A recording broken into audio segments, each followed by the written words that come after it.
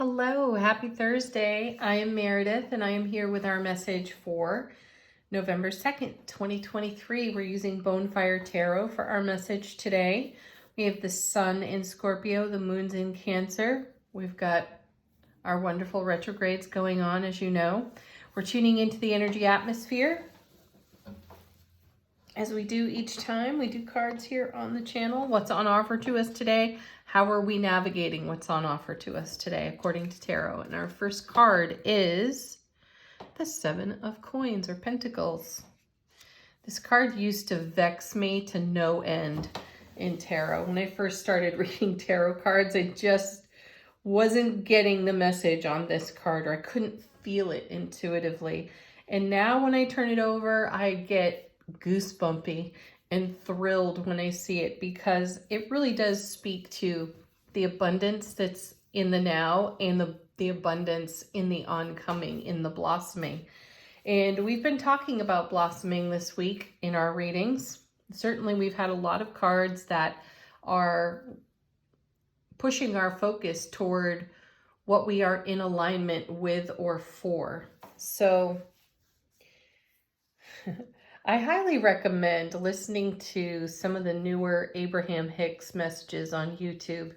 I have been listening to them. I heard a little snippet of one last night and it stuck with me. And it's all about what we're in alignment for. The person speaking on the video that I was listening to was talking about living in one area and desiring to live in another, and not being in alignment with living in another area. So because she was so focused on what wasn't happening, she's really continuing that and anchoring that in place. So when I see the Seven of Pentacles and I think about or consider all of the abundance on offer to us, this card can beg the question, what are you looking at with lack? And I get that message occasionally from this card because in traditional tarot, the person on the card looks weary in the garden in spite of being surrounded by really abundant, vibrant, and fertile vines producing great fruit. We have the same thing over here. Might not be ready to pick, but it's not that far off either. So check your alignment. Are you focused on lack, or are you focused on fulfillment? Are you seeing in your mind's eye your end result?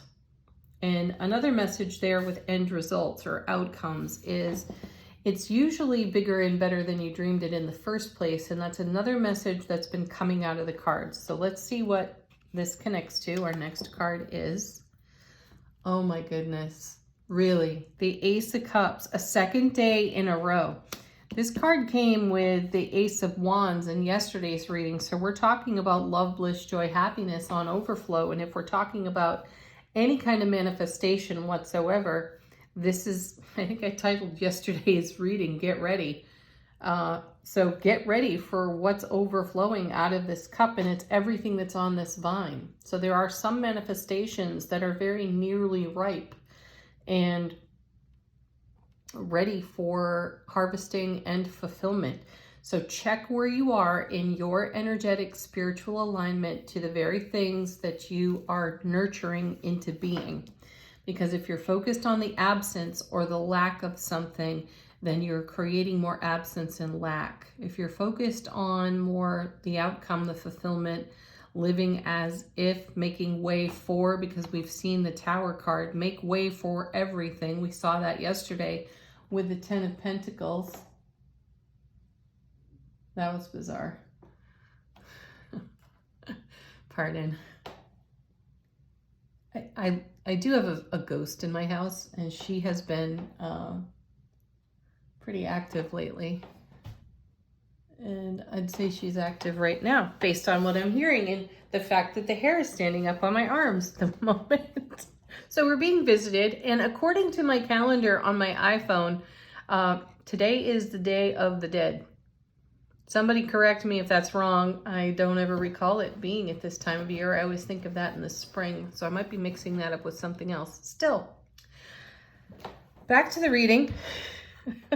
Oh, wow. There we go. Lover's card again. See, we've got unity here. We're unifying things. We're weaving things together.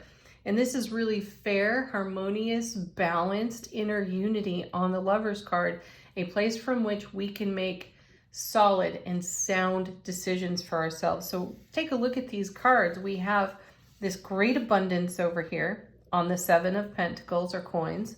Not quite ready for picking. However, it's about to spill over the rim of this cup because of our unified self relationship. So again, alignment within self, alignment with divine all, a good mind's eye visual of what your fulfillment is looking like, and some validation perhaps for any aspect of your manifestation progress where you have focused upon lack or absence. Bring some unconditional loving kindness and compassion to that energy. Give it some validation. Say, okay, I see you, I feel you.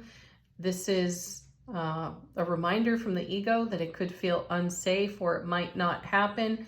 That's what the ego does, tries to pull the rug out from underneath our feet. So instead we validate that, honor that it's there, and let it go, and reaffirm, realign with the fulfillment of what's going on here with the Ace of Cups. Now the Ace of Cups sitting right next to the Lovers, I won't ignore that in relationships with other people, we're having really good communication, we're having really good connection, and this is indicative of building a very strong foundation within a connection. And of course that comes from self-relationship first. It's how we care for our own selves. It's how we honor our authenticity and our soulful presence. Again, show up the way you want to be met, right? And we've done a lot of spiritual journey work on just that. So we are able to meet people in this loving, blissful, overflowing, divinely whelming space. So we make great connection. Let's see what follows. Look at this. The Queen of Wands. Bring your sass, baby. Speak your truth. It's so much more attractive. And this queen knows it. One of the qualities I love about her is that she says whatever anybody else is thinking and doesn't dare to say. And she does it with grace. She does it with tact. She also does it with humor.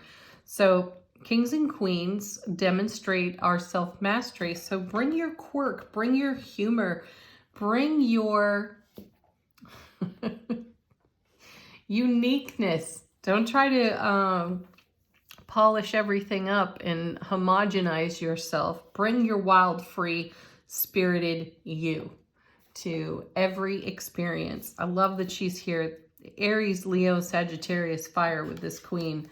And then, yes, magic, magician. We have the magician. Beautiful. See, look at the manifestation cards sitting here on the table. They're powerful. This is as above, so below.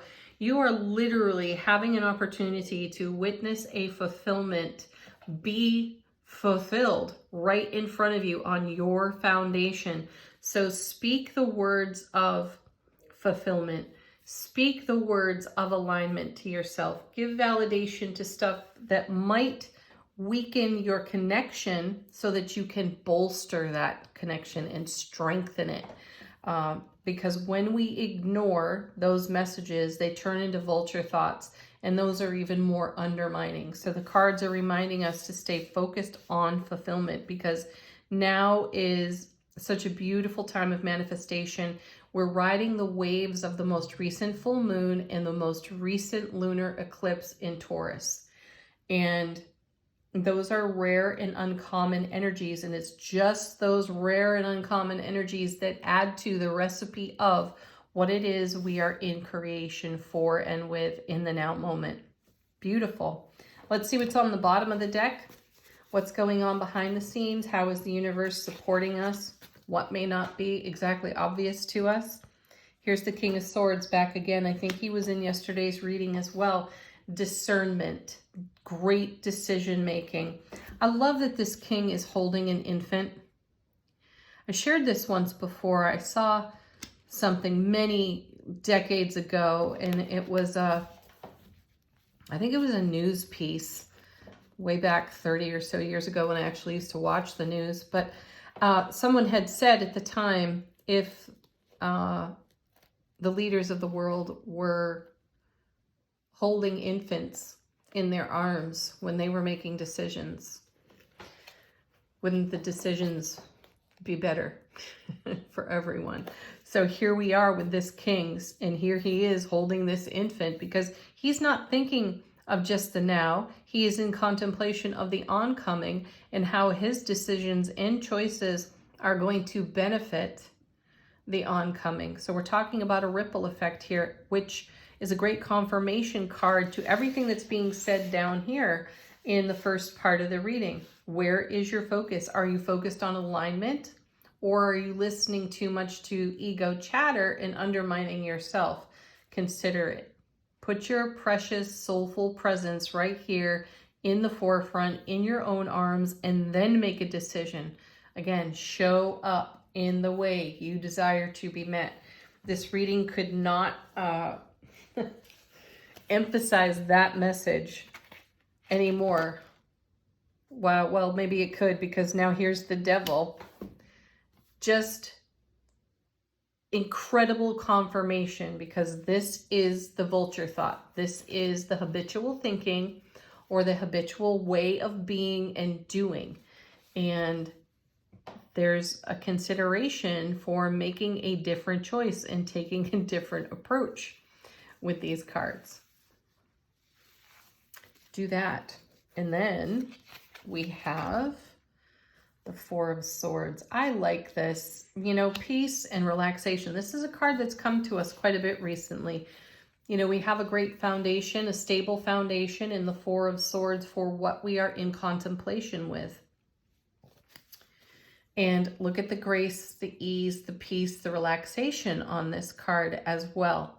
This is the state of being right here from which to make these decisions about everything that is burgeoning here in the first part of the reading. And I get that message from the Four of Swords of let everything happen. Just be in radical acceptance. Didn't we get that message too off one of the oracle cards recently? Radical acceptance. Maybe that was the Beloved card out of Shaman's Dream. And be in radical acceptance and prepare for what's coming your way. What is coming our way? What's the next card? The Sun. Honestly, the happiest card in tarot. Brilliant clarity, happiness, more loveless joy on overflow here. It pairs so nicely with the Magician and the Lovers and the Ace of Cups. So imagine taking this posture in preparation for receiving, and then all of a sudden the ego chatter devil card pops up. You've got a choice to make. Is that being helpful? Is this an opportunity to heal, clear, and let go of that vulture thought? Certainly, so that you can be prepared for everything that the Sun is showing you in terms of your happiness. Oh my gosh. Next card, final card, Death card. Hello, Scorpio. Right here in Scorpio season 2, we're talking transformation and we're making that happen. We're literally speaking our magic out into the divine matrix. And the divine matrix is going to reflect back to us everything that we are putting our energy in. So again, you want to make certain that you are honoring with unconditional love, compassion, and kindness anything that shows up from your ego. Treat it kindly and then let it go. And then continue to visualize your dream and your fulfillment. Beautiful. That message has repeated, I don't know how many times through this reading, but plenty. So just go do that.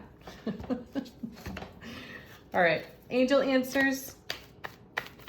Great for answering your questions, giving confirmation, or a fresh message from your own guides, angels, and ancestors. Oh, sweet. First card out, trust. Trust this process and trust yourself. Ask your angels if you require assistance with something. Ask the Divine All.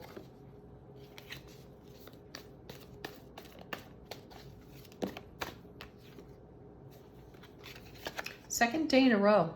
Here's the Romance card with the Lovers card again on the table. See, things are weaving together, and this card from me out of Angel Answers is a reminder that you are the greatest romance of your own life. You're romancing everything into being with the love that you are and the soulful presence that you shine into this plane of existence.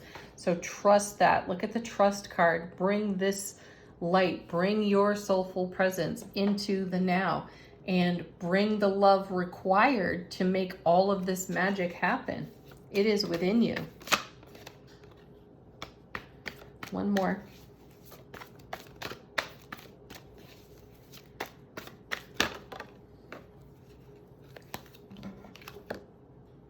Oh, sweet. Yes.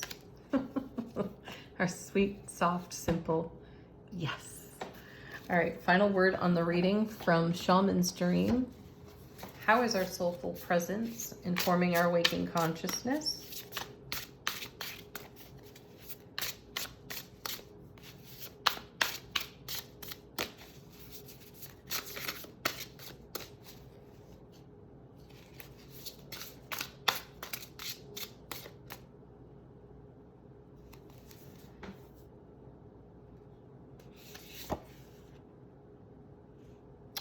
First breath, beginner's mind. I'm thinking that we saw this card recently, perhaps.